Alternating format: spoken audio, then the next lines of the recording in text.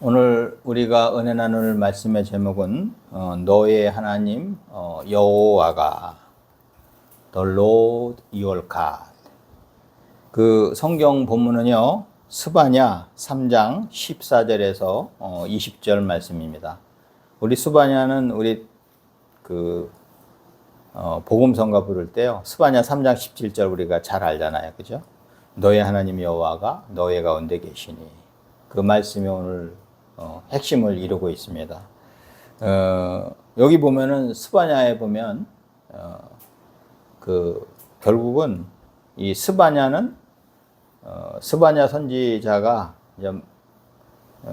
선포를 하는데 뭐를 선포를 하냐면요 여호와의 날을 선포합니다. 여호와의 날.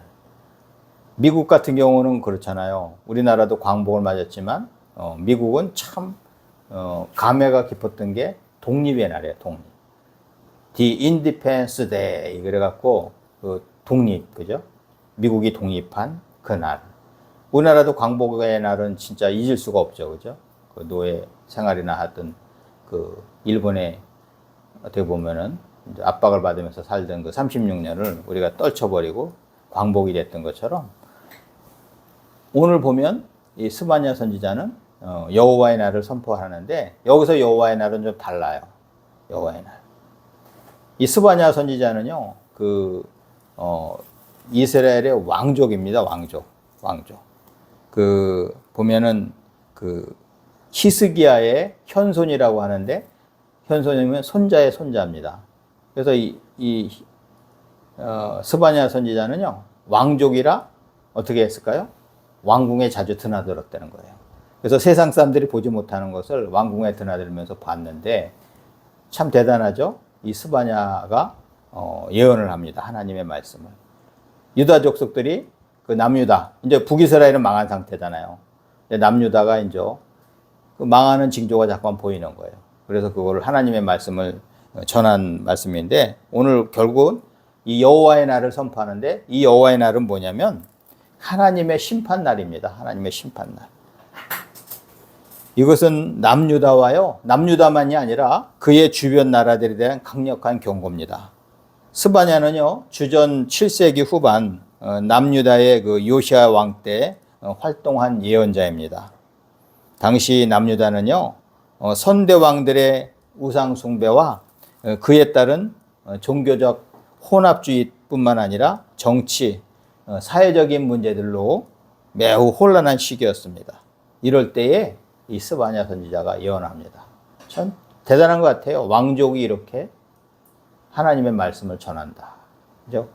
우리나라는 지금 참 어떻게 보면 제가 답답한 게 있어요. 앞에 리더들이 이상한 얘기만 해요. 아니면 말고 되지도 않는 얘기 막 하고 그렇잖아요. 우리가 하나님의 말씀, 이럴 때 진짜 하나님의 말씀을 선포하고 바른 길을 자꾸만 제시해주는 원로나 리더들이 많아야 되는데, 그냥 이상한 얘기만 하고 그 다음에 말에 대한 책임을 안 져요. 대단하잖아요.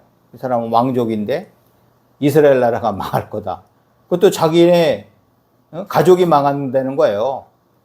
왕국인데 이스라엘이 망한다 그러면은 내 후손이 망한다는 얘기를 갖다 이렇게 하는 거예요. 엄청난 용기가 있는 거죠. 스바냐는요, 하나님을 멀리하고 온갖 불의를 저지르며 죄악의 길로 치닫는 유다 백성에게 여호와의 날이 임할 것을 선포합니다. 그리고 유다 주위에요, 어떤 나라가 있냐면 블레셋이 있어요. 요즘 보면 이게 팔레스틴이 블레셋이에요.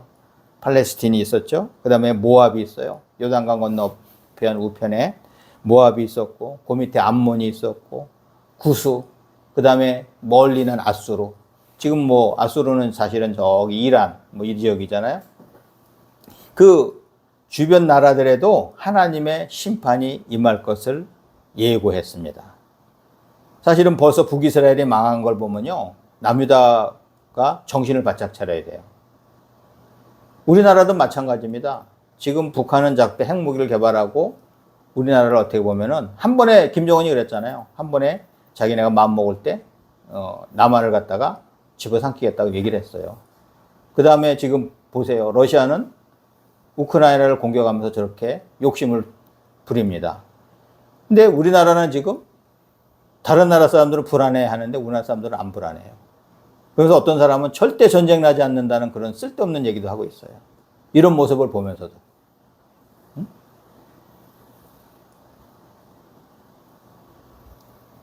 왜 이스라엘이 이런 어려움을 당했느냐? 그거는요, 공의의 하나님이 통치하시는 그 질서를 따르지 않고 진정으로 회개하고 돌이키지 않으면 심판에 이를 수밖에 없음을 알려준 것입니다.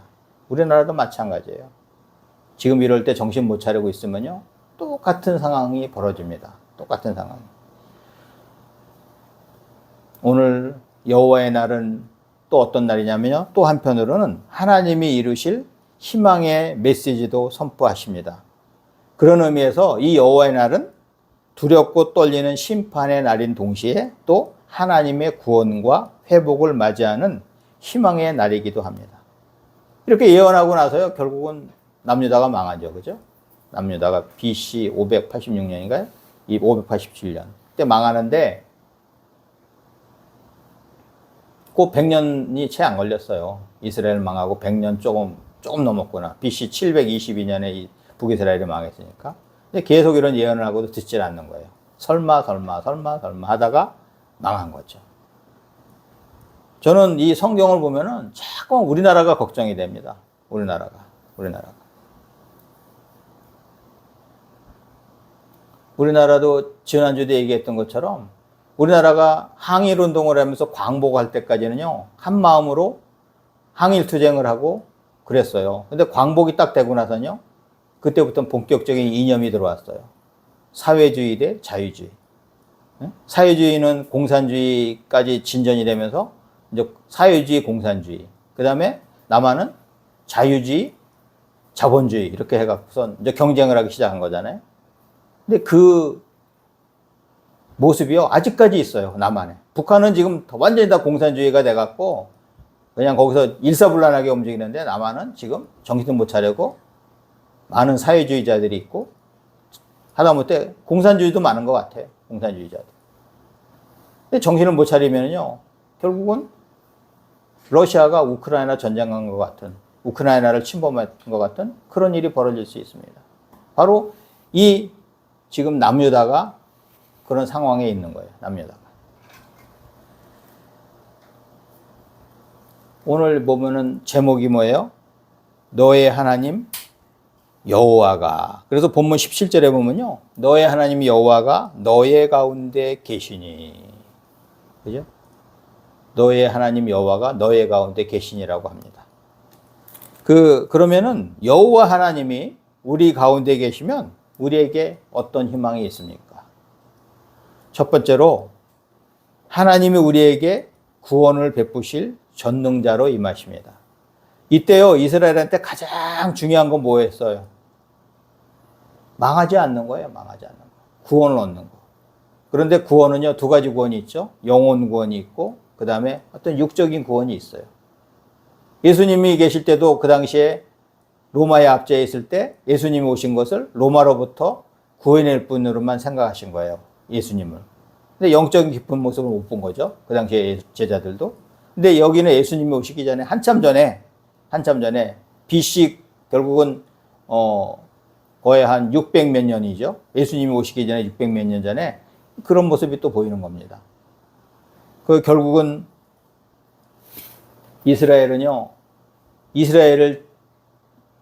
움켜 잡아먹으려고 주의 열강들이 막 공격을 하는데 이스라엘은 정신 못 차리고 있는 거예요. 지금의 우리처럼 그런 것 같아요. 정신을 못 차리고 있어. 정신을 못 차리고 있는데 이때 바로 스바냐 선지자가 선포를 합니다.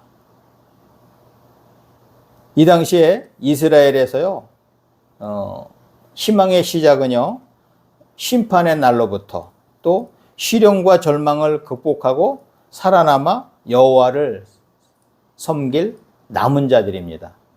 영어로 보면 남은 자들이 뭐냐면 렘넌트예요, 렘넌트. 지금 보면 렘넌트 선교회라고 해서 또 만드는 그런 또 단체도 있긴 있는데, 렘넌트가 뭐냐면 우리가 나무를 베잖아요. 그럼 나무 밑둥이 살아 있어요. 그 나무를 위에 베도요, 그 다음에 보면요, 그 옆에서 싹이 올라가고 또 나무가 생성이 됩니다. 특히요, 화렵수. 침엽수는 잘 안 그런 것 같은데 화렵수는 그렇게 됩니다. 그래서 울진 산불 때에도 보면 많은 나물이 불탔잖아요. 근데 침엽수들은 불탄 거 거의 다 죽던데 화렵수는요, 그 탄 거 옆으로 새싹이 올라옵니다. 그래서 지금 우리 집 밭에도요, 새싹이 올라와서 오늘 어제 밤 삶은 거 먹었잖아요. 그 밤이요, 그때 다 타버렸는데 옆에서 싹이 올라와서 지금 밤나무가 무성하게 자라가지고 밤이 달렸고, 그 다음에 석류도요, 많이 달렸어요. 석류나무도 다 탔는데, 심어놓은 거 다 타버렸는데, 거기서 옆에서 싹이 올라와서 지금 석류가 많이 달렸어요. 이 화렵수요. 화렵수들은 이 뜨거운 불을 잘 이기고 새로운 싹을 내서 결실을 합니다. 마찬가지로 이 이스라엘의 이 어려운 역경을요, 이기고 남은 자들, 이 렘넌트들은요, 거짓을 말하지 아니하며 입에 거짓된 혀가 없는 자들입니다. 오늘 본문 14절부터 읽었는데 13절에 보면요, 이 거짓된 혀가 없는 자들이래요. 그 다음에 깨끗하게 변화를 받아서 여호와의 이름을 부르며 한 마음으로 그를 섬길 사람들입니다. 하나님의 이런 구원 앞에서 그들은 노래를 부르지 않을 수 없습니다. 항상 어려운 시기에는요, 그 나라를 지키는 사람들이 있어요. 어려운 시기에는 그 가정을 지키는 사람이 있어요. 어떤 사람? 거기서 신앙으로 꾸준하게 이기는 사람. 우리나라도 광복이 된 건요, 사실은 많은 항일 투쟁도 했지만 하나님이 보호해서 광복이 된 겁니다. 광복. 시온에 따라 노래할지어다. 이스라엘아 그 기쁘게 부를지어다.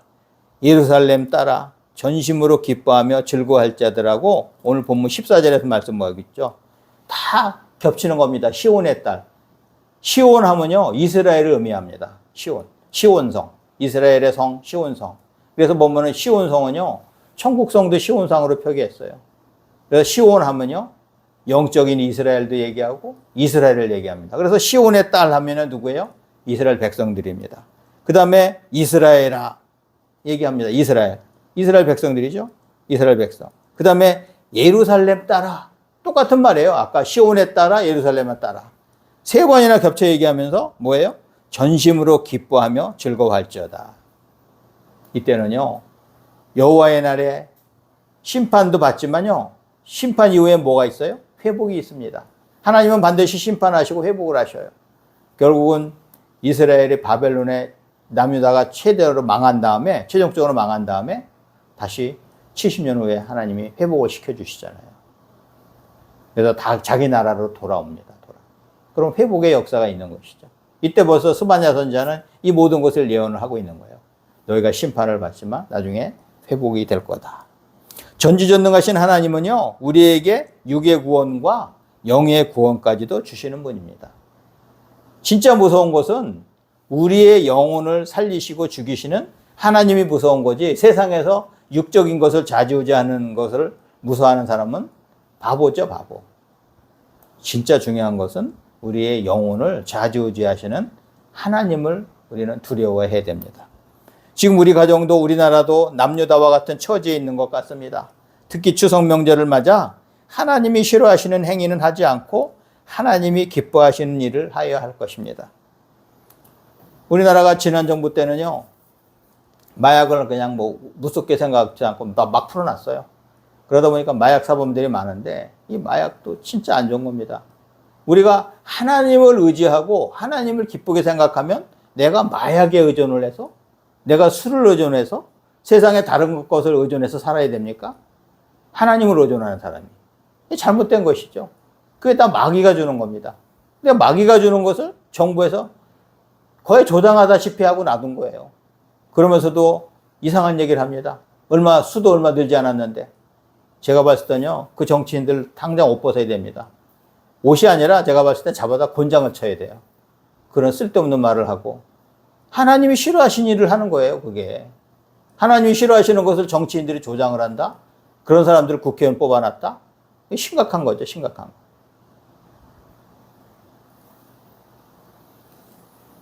현재 우리나라도 중요한 기로에 섰습니다. 하나님 말씀대로 사느냐, 썩어 없어질 세상의 이념을 따라 사느냐, 즉 사느냐 죽느냐, 그것이 문제입니다. 북한과 공산국 동맹은요, 많은 무기를 개발하며 우리를 위협하지만 우리는 너무나 태평합니다. 과거에 우리가 큰 일을 치른 그 환경으로 다시 가는 것 같습니다. 우리가 내부에서 다투고 정신을 못 차릴 때에 한일 합방이 되었습니다. 그 다음에 이념으로 다투며 미군을 이 땅에서 나가게 할 때에 6.25 전쟁이 벌어졌습니다. 우리는 하나님께 전심으로 매달리고 정신을 바짝 차려야 합니다. 우리의 과거사를 보아도 알 수 있고 우크라이나와 러시아의 전쟁을 보아도 알 수 있습니다. 그런데 우리나라에는 절대로 전쟁이 나지 않는다고 말하는 정신 못 차린 사람들이 있습니다. 시편 116편 6절에서는 여호와께서는 순진한 자를 지키시나니 내가 어려울 때에 나를 구원하셨도다 라고 합니다. 그 다음에 시편 118편 14절에서는 여호와는 나의 능력과 찬송이시요 또 나의 구원이 되셨도다 라고 합니다. 여호와 하나님은요, 우리가 어려울 때에도 도우시는 구원자이십니다. 우리가 어떤 상태에 있든지 우리를 도우시는 구원자이시죠. 구원의 하나님. 우리나라가 갑자기 광복이 된 것도 하나님이 도우셔서 미국으로 하여금 일본과의 전쟁에서 승리하게 하신 덕입니다. 우리나라가 항일투쟁을 해서요. 항일투쟁을 하면서 우리는 뭐 의지는 보였겠죠. 그런데 결정적으로 우리가 광복이 된 것은 바로 원자폭탄에 의해서 일본이 망하면서 우리가 해방이 된 겁니다. 그런데 지금이 반일팔이를 하고 2년팔이를 할 때입니까? 우리는 미래를 바라보고 현재를 튼튼하게 해야 합니다. 이스라엘 사람들이 통곡의 벽에서 과거를 생각하며 우는 것처럼 우리나라 사람들도 과거를 생각하면서 많이 울어야 합니다. 어떻게 울어요? 속으로 울어야 합니다. 겉으로 우는 것이 아니고. 쓸데없이 반일팔이하고 2년팔이 하면서 겉으로 울면서 국민들 현혹하고 국민들 이상한 데로 끌고 가는 나쁜 놈들이 아니라 속으로 울어야 됩니다. 이스라엘 사람처럼. 이스라엘이 망해서 나라가 없이 유리하면서 살았던 그것을 생각하면서 통곡의 벽에서 이스라엘 백성들이 우는 것처럼 우리도 일제 36년 6.25 전쟁을 생각하면서 울어야 됩니다. 속으로 우는데 과연 이런 정신 못 차리는 짓을 하겠습니까? 나라 없는 서름, 힘없어 전쟁을 치르는 일은 다시는 없어야 할 것입니다. 이러기 위해서는요, 우리를 구원하시는 하나님을 온전히 바라보고 나아가야 합니다. 두 번째로 여호와 하나님이 우리 가운데 계시면요, 우리를 사랑하시며 기뻐하시는 이로 임하십니다. 본문 17절 말씀해 보면요, 너의 하나님 여호와가 너의 가운데 계시니 그는 구원을 베푸실 전능자이시라. 우리 아까 첫 번째로 구원을 베푸실 전능자 말씀드렸죠. 그리고 그가 너로 말미암아 기쁨을 이기지 못하시며 너를 잠잠히 사랑하시며 너로 말미암아 즐거이 부르며 기뻐하시리라고 합니다. 여호와 하나님이 우리로 말미암아 기뻐하신대요. 저는요, 우리 자식들 보면요, 생각할래요. 어떨 때는 미울 때도 많아요. 말을 안 듣고 참 미울 때가 많은데요, 어릴 때 자랄 때 그 귀여운 모습 하는 그걸 연상하면요, 다시 사랑의 마음이 막 넘쳐요. 어릴 때는 막 귀여운 짓을 많이 했는데 요즘 보면 미운 짓을 많이 할 때가 많아요. 바른 길을 얘기해도 바른 길을 말 듣지 않고 엉뚱한 길을 자꾸만 가면서도. 그런데 어릴 때 그 생각을, 귀여울 때 모습을 생각하면요, 하나님이 보시기에 우리 얼마나 귀엽겠습니까? 하나님 우리를 보시고 기뻐하신대요. 하나님은 하나님 말씀대로 살아가는 사람 얼마나 귀엽겠습니까? 하다못해 타락하고 그런 사람도 하나님이 사랑하시는데 하나님 말씀대로 잘 따르는 이 렘넌트, 이 남은 자들 얼마나 멋집니까?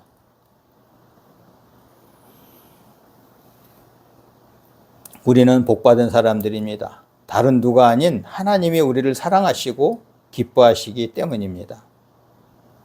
우리 주위에서 누군가 나를 사랑하면 얼마나 힘이 됩니까? 그런데요, 하나님이 우리를 사랑하신대요. 하나님 우리를 사랑하시는 표현을 합니다. 얼마나 멋집니까? 우리가 세상에서도 나를 조금 위하는 사람이 있으면 내가 허튼 짓을 안 합니다. 왜냐하면 그 사랑의 모습 때문에. 저도요, 어릴 때 되게 어려울 때 우리 할머니 할아버지가, 지금 천국 가신 할머니 할아버지가요, 어릴 때 생활도 넉넉하지 않았지만 되게 사랑으로 저를 대해 주셨어요. 그렇지만 또 근육도 정확했어요. 귀여워하시지만 청소할 거 다 제가 하고 다 그렇게 했는데 지금 생각해 보니까 그 할아버지 할머니의 그 사랑을, 그것 때문에 어려움도 이기게 됐고 지금도 그 사랑의 훈기가 남아 있습니다. 우리는 복받은 사람들이에요. 세상의 그 사랑을 갖고도 내가 살아가는 힘을 얻는데 하나님이 우리를 사랑하신다. 하나님이 눈동자와 같이 우리를 지키시고 보호하신다. 얼마나 힘이 됩니까? 세상이 다 타락하고 우상을 숭배해도 우리는 주 안에서 신앙과 품위를 유지해야 됩니다. 이것이 하나님이 바라시는 거예요. 세상이 타락한다고 나도 영합해서, 세상이 마약한다고 나도 마약하고, 세상이 나쁜 짓 한다고 나도 따라가면요, 그게 어떻게 하나님이 기뻐하시는 일입니까? 그건 크리스찬이 아니죠. 잘못된 것은 냉철하게 비판하고 내가 바르게 살아야 됩니다. 유럽에서는요, 어떤 정신이 있었냐면 노블레스 오블리주 정신이 있습니다. 뭐예요? 귀한 사람들이요, 도덕적 책임을 갖는 거예요.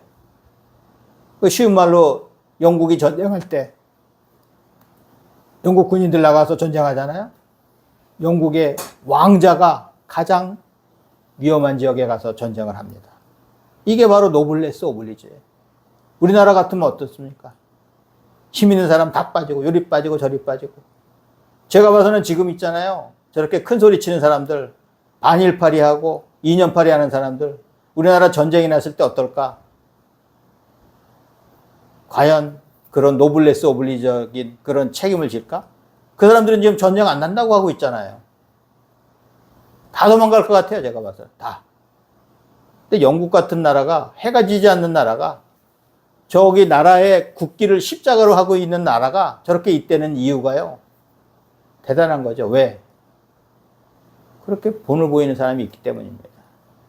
우리도 교회에서나 사회에서나 리더들은요, 그런 본을 보여야 돼. 자기는 나가지도 않고서 부하들만 적진으로 내보내고 위험한 데 내보낸다고 생각해 보세요. 진짜 나쁜 사람들이죠.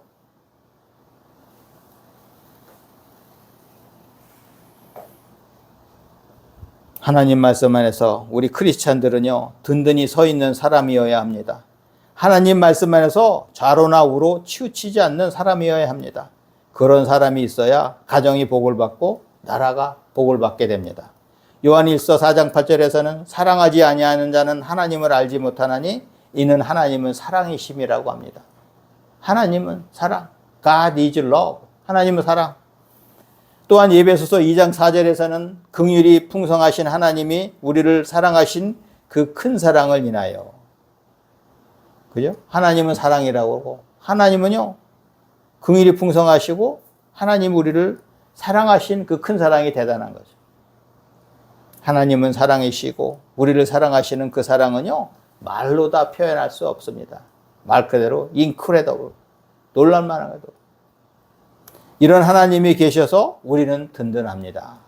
그리고 마지막으로요, 여호와 하나님이 우리 가운데 계시면 우리가 천하 만민 가운데서 명성과 칭찬을 얻게 됩니다. 오늘 본문 20절 말씀에 말씀하고 있습니다. 내가 그때에 너희를 이끌고 그때에 너희를 모을지라. 내가 너희 목전에서 너희의 사로잡힘을 돌이킬 때에 너희에게 천하 만민 가운데서 명성과 칭찬을 얻게 하리라. 여호와의 말이니라. 이스라엘이요, 결국은 회복이 되죠. 그죠? 회복이 되면서 하나님이 이스라엘 백성들에게 명성과 어떻게 보면은 칭찬을 주위 사람들로부터 칭찬을 받게 됩니다. 지금도요, 제가 봤을 때는 바른 크리스찬들은요, 하나님이 많은 명성을 주셔요. 그 다음에 주위 사람들로부터 칭찬을 받아요.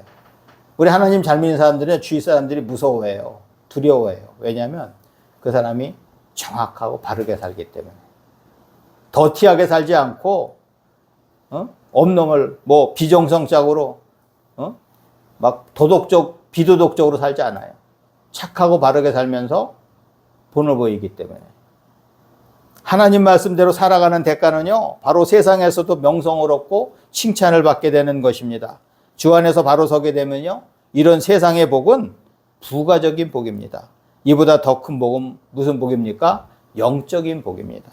그래도 완전한 복은 영혼육의 복이기 때문에 하나님은 우리에게 세상의 명성은 물론이고 영적인 복도 주십니다. 요엘서 2장 28절에서는 그 후에 내가 내 영을 만민에게 부어주리니 너희 자녀들이 장래일을 말할 것이며 너희 늙은이는 꿈을 꾸며 너희 젊은이는 이상을 볼 것이며. 우리나라 사람들 지금 많이 점치러 다니죠. 점 보러 다니죠. 우리 기도 많이 하면요, 하나님께서 성령이 임하시는 사람은 이게 다 보여요. 너희 자녀들이 장래일을 말하고 늙은이는 꿈을 꾸고 너희 젊은이는 이상을 볼 거다. 성령님께서 가르쳐 주시면요, 점치는 것보다도 더 파워풀하게 상황을 다 알아요. 그런데 뭐 그런 점치는 거 뭐가 대단합니까? 우리 하나님 믿는 사람들은요, 점이 안 나와요. 정확히 아는 사람 또 가면요, 무서워해요, 그 사람들이. 하나님 잘 믿는 사람 가면요, 당신은 점칠 사람이 아니라고. 왜냐하면 삼위일체 하나님이 함께 하시는 사람은요, 이런 능력이 있습니다. 이런 힘이 있습니다. 하나님을 잘 섬기는 사람은 세상 사람에게도 칭찬을 받습니다. 우리가 하나님 없는 삶이라 그러잖아요. 하나님 없는 삶. 하나님 없는 삶은요, 하나님을 부인하는 사람보다 더 무서운 거예요. 하나님이 없다고 하기 때문에 거침이 없어요. 야, 이 세상에 하나님이 있어? 그런 사람은요, 하나님한테 결례도 많이 저지르고, 어떻게 보면은 이 사람들은 쾌락주의에 빠집니다. 단지 내가 있는 쾌락 넘어서는 밖에 하나님도 안 보이고 아무것도 안 보여요. 근데 하나님에 대해서 약간 실망하고 그런 사람들은요, 그래도 두려워하는 거 있어요. 두려워하는 게 있어요. 근데 하나님 없는 삶을 사는 사람들은 완전히 세상의 것이 다고, 세상의 가치가 다고, 온전히 세상에 집중해서 살게 됩니다. 그들은 하나님을 아는 것보다 자신의 욕망을 채우는 데 더 관심이 많습니다. 그들의 삶은 쾌락에 급급한 나머지 하나님에 대해서 생각할 여유가 없습니다. 옳은 삶일까? 하나님을 조롱하고 즐거움을 쫓으며 인생을 살아도 괜찮은 것일까? 이런 고민도 안 해요. 로마서에서는 답을 줍니다.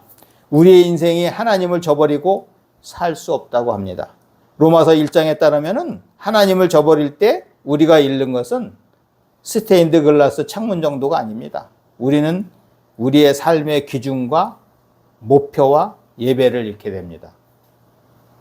하나님을 잘 섬기게 되면요, 우리가 살아갈 때 그렇잖아요. 요즘은 너무 선택할 게 많아서 우리의 삶의 기준과 목표를 정확히 정해야 됩니다. 근데 우리 하나님의 사람들은 우리의 삶의 기준과 목표를 명확히 정하고 또 우리의 삶이 예배의 삶이 됩니다. 하나님을 알지 못하며 살아가는 사람의 생각은 스스로 지혜로운 체하지만 사실은 어리석다고 합니다. 바로 로마서에서는 로마서 1장에서 말씀하고 있죠. 제가 주위에서 자주 봐요. 그런 사람들. 자기네가 잘난 체하고, 자기네가 다 뭐 대단하다고 하다못해 자식까지 끌어대면서 대단하고 하는데, 제가 봤을 때는 실소가 생겨요. 실소. 웃기고 있네 생각이 들어요. 겸손함이 없어요. 오히려 된 사람들은요, 더 겸손하고, 된 사람들은 그런 표현을 안 해요.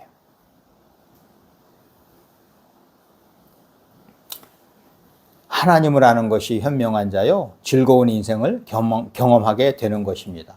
축구선수와 감독도요, 여호와 하나님을 의지하는 사람은 뭔가가 모르는 담대함과 지혜가 있습니다.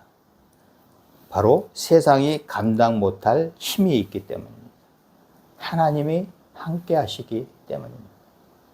우리 할렐루야 축구성교회 가족은 여호와 하나님이 늘 우리 가운데 계셔서 우리를 돌보시고 인도하심으로써 하나님이 우리를 위해 예비하신 복을 풍성하게 누리시기를 주님의 이름으로 축원합니다.